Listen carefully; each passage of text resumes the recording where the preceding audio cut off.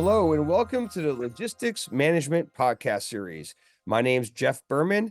I'm Group News Editor for Logistics Management Magazine and also the Peerless Media Supply Chain Group.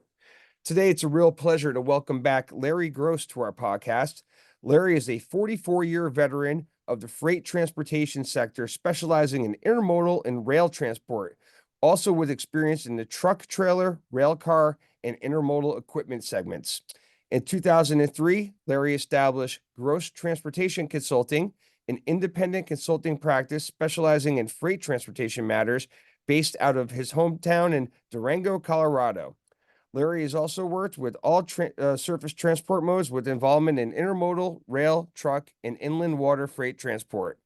Larry also writes and produces the intermodal industry's leading analytical and forecasting report entitled Intermodal in Depth, and he works closely with IANA, also more commonly known as the Intermodal Association of North America, and has assisted the organization with educational programs for its annual Intermodal Expo for a number of years.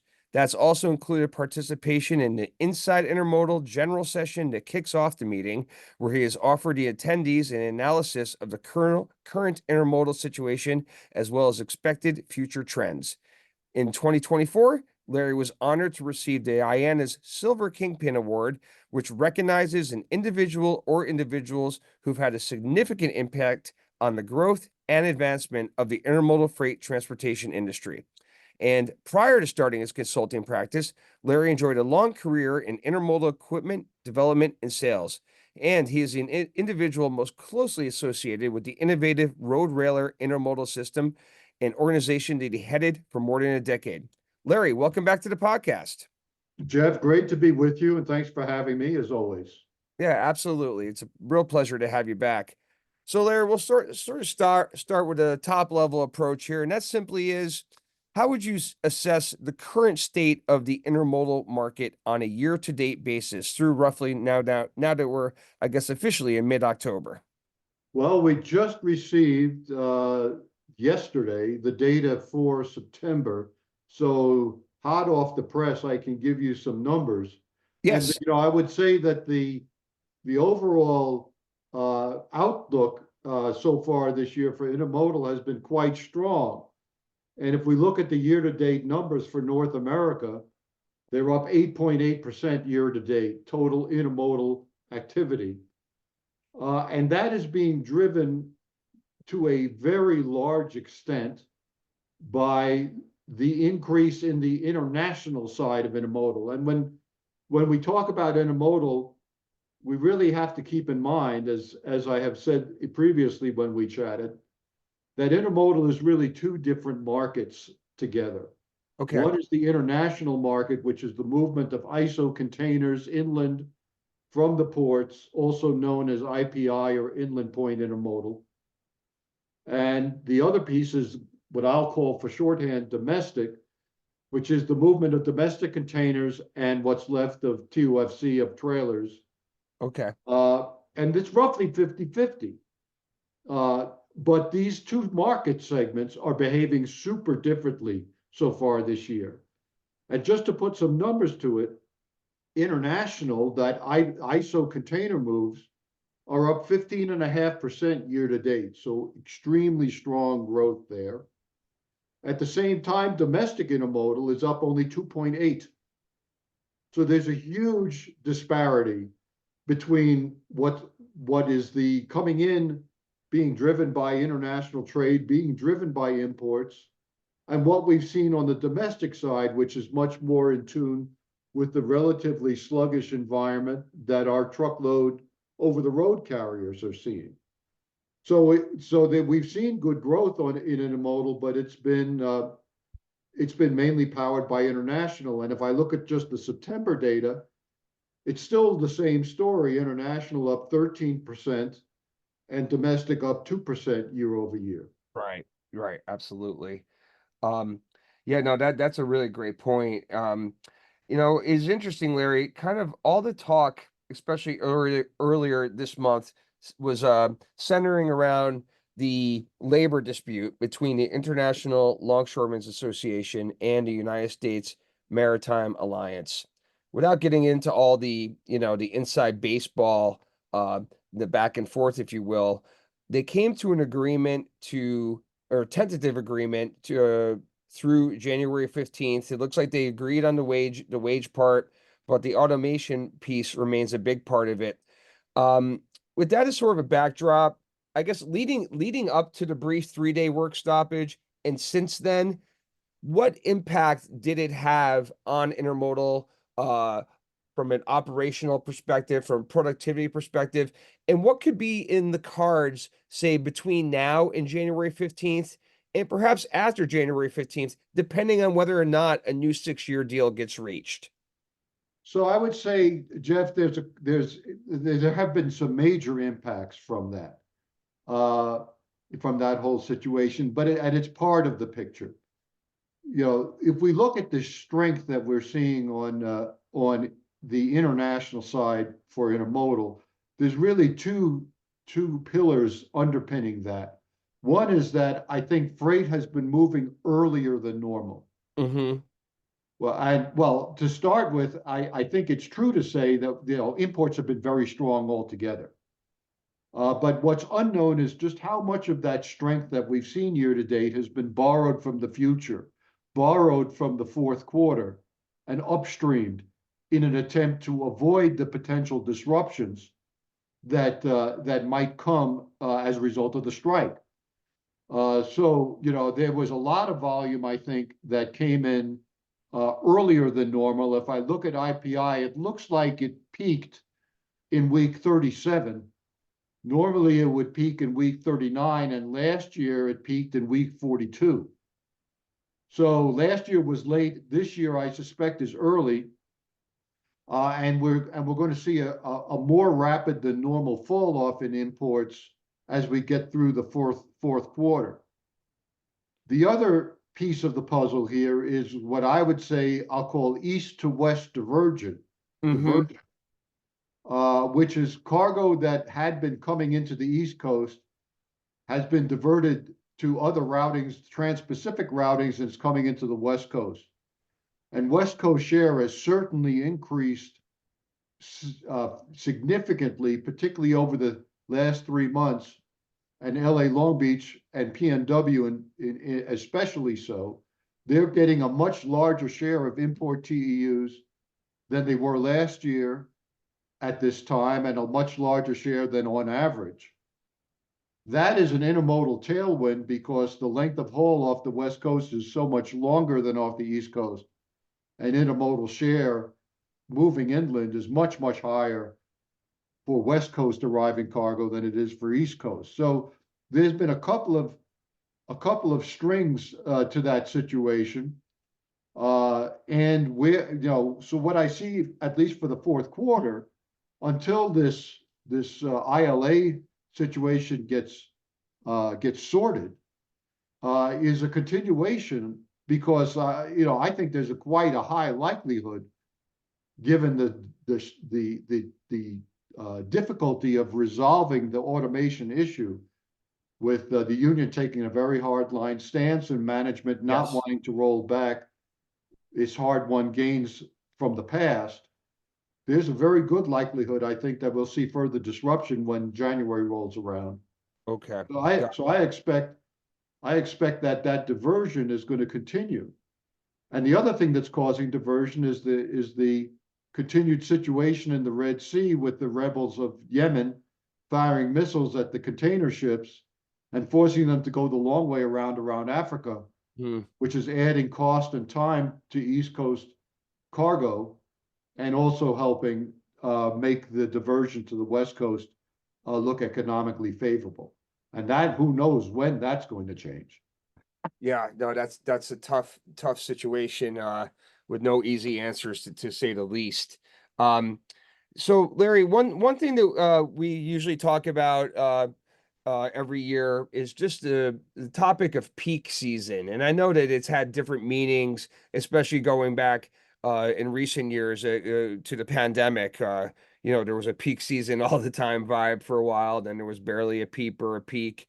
Um, how did you assess, or how do you view sort of the 2024 peak season in terms of activity? You had just mentioned front loading. There was a lot of earlier shipping. We saw some very high import numbers, especially out of LA and Long Beach. And I believe that Long Beach had another strong month. I think they just issued their numbers yesterday or the day before. Yeah, Um, yeah. in LA, I believe LA is coming out tomorrow. But that said, where do things stand peak season wise in 2024? And what perhaps is different about it than last year or the year before? Well, I think we've got a different story again for international than for domestic. I expect that domestic will have a normal peak season in terms of the timing of it, and typically domestic intermodal peaks in the month of October. And I still expect that to happen. Mm-hmm. I'm not saying it's going to be a barn burner. I think the domestic demand is pretty tepid, but I expect that I'll say a normal seasonal pattern given that. On the international side, as I think I mentioned already, I think we're past peak. Uh, peak will prove at the end of the day. We'll say peak occurred, sometime in August. Okay. All right. And that volume, much of that volume is already moved. It's in warehouses waiting to be deployed. That's not to say it's going to drop off a cliff, but it's definitely going to be, I think, a more rapid decline in fourth quarter than we would typically expect to see. Okay. All right. Great. Another big topic, especially a year ago, was that regarding the inventory situation. There was a destocking environment. Uh, Things appeared to have at least normalized or leveled out in a sense a year later. How do you sort of view the current state of inventories, given that intermodal does have a good amount of consumer side uh, push and pull to it, if you will?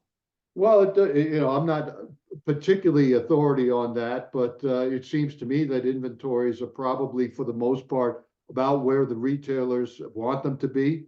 Perhaps at this moment a little bit elevated because of that front loading that we've been discussing. Yeah. But I have never been one to talk about restocking, and as if there was some sort of large deficit in inventory and expecting a big upswing to fill a void that, in my view, doesn't exist. Okay. We had a situation where folks were overstocked for a period of time. They've worked that down. Now they're where they want to be, and so there's no reason to expect a big upswing. Okay. Okay. Yeah. Um, it definitely was a different kind of vibe a year ago, to say the least. Let's shift gears for a moment, Larry, over to the state of intermodal service. Service has obviously been front and center, especially in Washington, D.C., when they were having a lot of different hearings regarding the state of railroad service, saying it wasn't really meeting the needs of shippers for a whole host of reasons. But we're a bit past that now. How are things going as far as you can tell on the service side so far in 2024? Well, I think actually, despite what the STB hearings and all of that, service has been actually quite good, especially given the magnitude of the surge that we've seen. We're up coming out of the California, coming out of LA Long Beach, and coming out. We're back up at levels which are roughly equivalent to where things were at the height of the post-pandemic surge, when Okay. everything was melting down. Well, this is the story of what didn't happen. We didn't get a meltdown this go around. Actually, things are running quite smoothly. We are seeing some stretching out of dwell times in Southern California, but I think that's to be expected given the magnitude of the swings that are working their way through that system. So I think actually the story from a service perspective has been a good one. The network, Okay. based on the statistics that the STB assembles, the network is still fluid. We are seeing some deterioration in recent weeks in train speeds and some of the other measures that the STB tracks. But one of the most important, from my perspective, is the STB tracks the number of intermodal trains that are being held in terminals for lack of crews, power, or other reasons. And those numbers are actually lower than the 5-year average. So what that indicates is that the system is more than adequately supplied with crews and locomotives and the other items that during the post-pandemic surge were short and caused a lot of disruption. We're just not seeing that this year. So I Okay. think the story is actually a relatively good one. Yeah, that's definitely a good news situation to say the least, especially considering how under the microscope things were in previous years. Um, so Larry, I don't know. Well, it's obviously it's really been a huge topic, to be honest. That being tariffs, coupled with the upcoming election in a few weeks. Um, I don't know. Obviously we don't have a crystal ball. Nobody knows what the outcome of the election is going to be. But one thing that looks to be a common theme is that tariffs will remain and they will probably in some cases increase.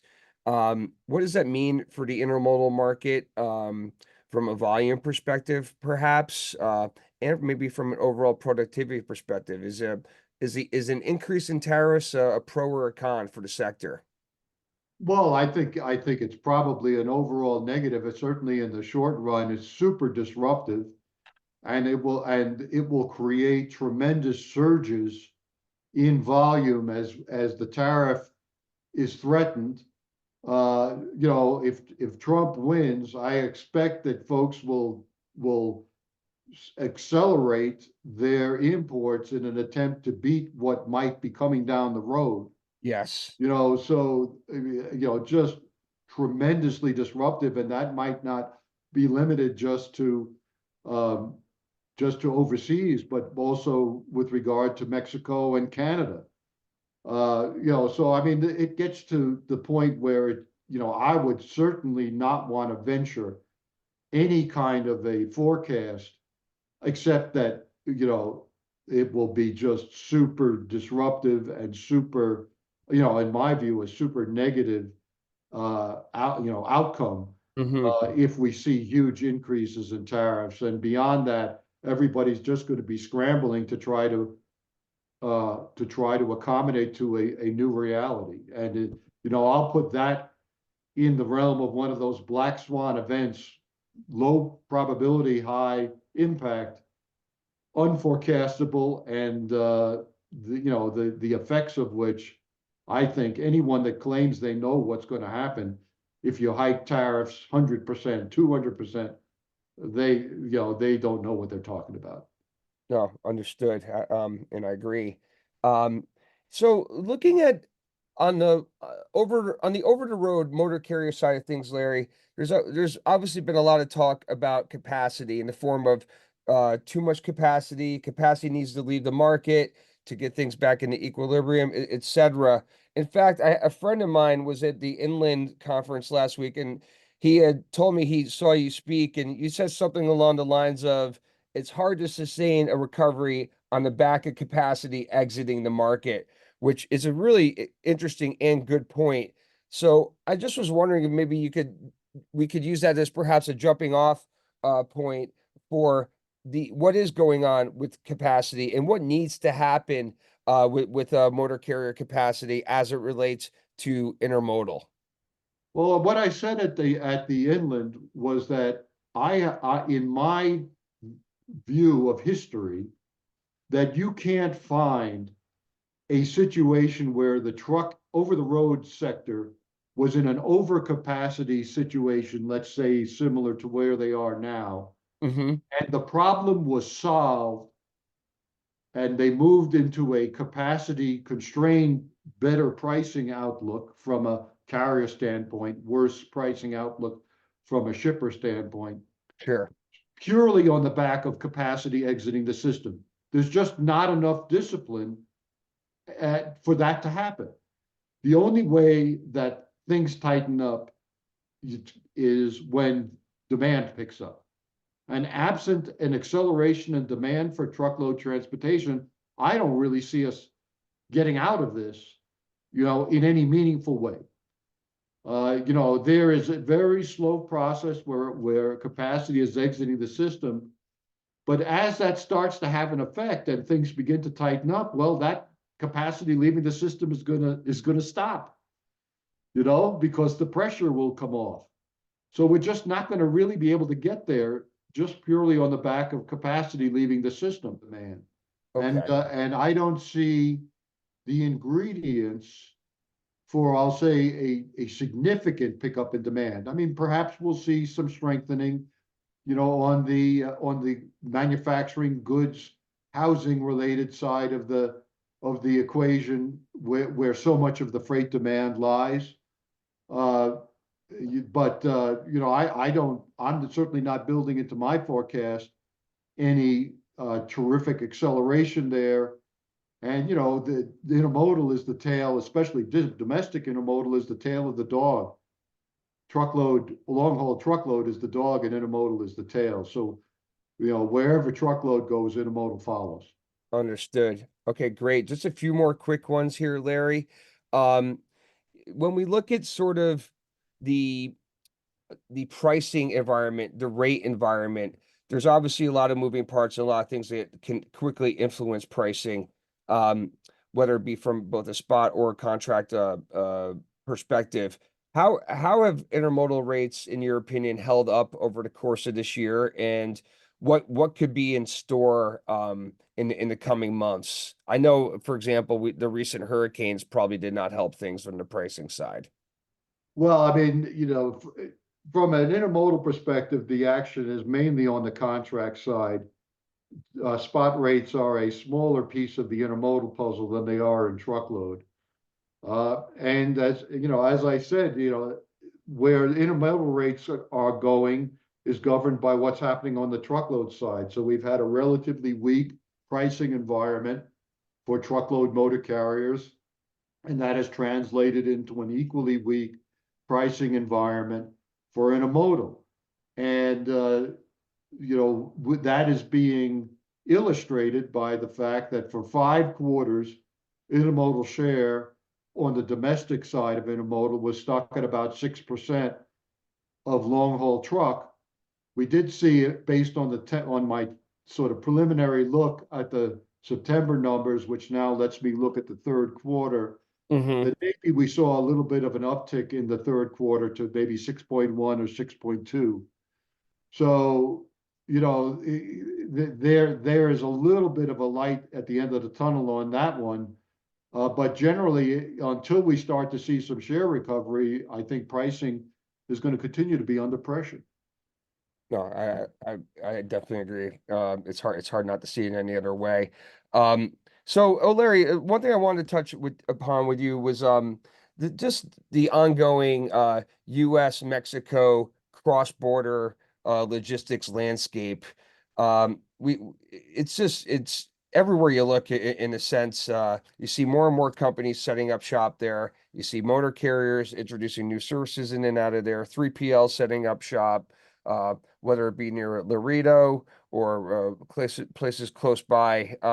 How's it looking from the intermodal perspective when we talk about Mexico-U.S. cross-border relations and Well, logistics? it's a bit of a mystery, Jeff, because as strong as the market across the border has been, and if you look at the inbound loaded truck moves based on the Bureau of Transportation statistics, it's up some huge percentage this year versus last. And we're just not seeing that on the intermodal side. In fact, intermodal is down. Domestic intermodal crossings of the border, both directions, are down almost 6% year to date. So for whatever reason, and this is, I think, a bit of a mystery, intermodal has not been participating to any great extent in this uptick in demand across the border. Now, where you are seeing big growth is in the domestic Mexican market, which on the domestic side, this is domestic containers that start and end their journey within Mexico. Well, those numbers are up 85% year to date. So huge growth, but that's mainly, I suspect, share shift from highway to intermodal because that market is in its infancy down there. Uh, the volumes are still relatively low, about 18,000 moves a month, but growing extremely rapidly. So we sort of have a tale of two markets here. The Mexico market really growing strongly, but the cross-border market having problems. Okay. All right. That's interesting. And just to wrap up, two quick ones, Larry. I'll put them in the form of a two-part question. One simply being, what are the things that you're keeping an eye on or looking at closely regarding intermodal in 2025? And then the part two, what could the intermodal market look like in the next 3 to 5 years? Well, the thing that I'm most wanting to see is continued improvement in domestic market share. I expect that the very strong results that we saw this year on the international side will not be repeated. They are a function of some one-off events, and we won't see the same situation in 2025. So if intermodal is going to grow, then it needs to grow on the domestic side. And with truckload growth being relatively constrained, as we have already discussed, the only way that's going to happen is through regaining market share. And there's lots of room there because domestic intermodal share was pre-pandemic, pre-PSR, somewhere up in the 7% range. Now we're at 6%. So there's a lot of room to grow if the industry can demonstrate the ability to do that. The question being whether it's well positioned to do that, and that's a topic I think that would require a whole nother seminar a Yeah. webinar to cover. So that's really I think what the big opportunity is for intermodal. I think they've got the service product under control. I think there may be some pricing issues relative to a kind of down truck rate market. So it's not saying it's going to be easy to regain that share by no means, but I hope that they will be able to do that. Okay. Yeah, absolutely. All right. Well, listen, Larry, this brings us to the end of our allotted time for today's podcast. So, on behalf of Logistics Management Magazine and also the Peerless Media Supply Chain Group, I'd like to say thanks for spending some time with us again. As we said before we hit the record button, I think this is at least the third time you've been on our podcast. So thanks again for joining us. Jeff, always a pleasure, and look forward to future opportunities. Yeah, absolutely. Um, and for our listeners, please feel free to go check out Larry on LinkedIn. He's always got some great posts, and he's always sharing his knowledge and insights regarding intermodal trends, volumes, etc. And that's on LinkedIn. And also, please go ahead and check out his website for gross transportation consulting. It's under the URL intermodalinDepth.com. And for those of you on Twitter, please go ahead and give us at Logistics Management a follow, simply at Logistics MGMT. And also, if you're not signed up to our podcast, please feel free to go ahead and do so wherever you get your podcast. Just go ahead and find and search for Supply Chain 24/7. It should come right up. Thanks, everyone. Have a great day, and we'll catch you next time.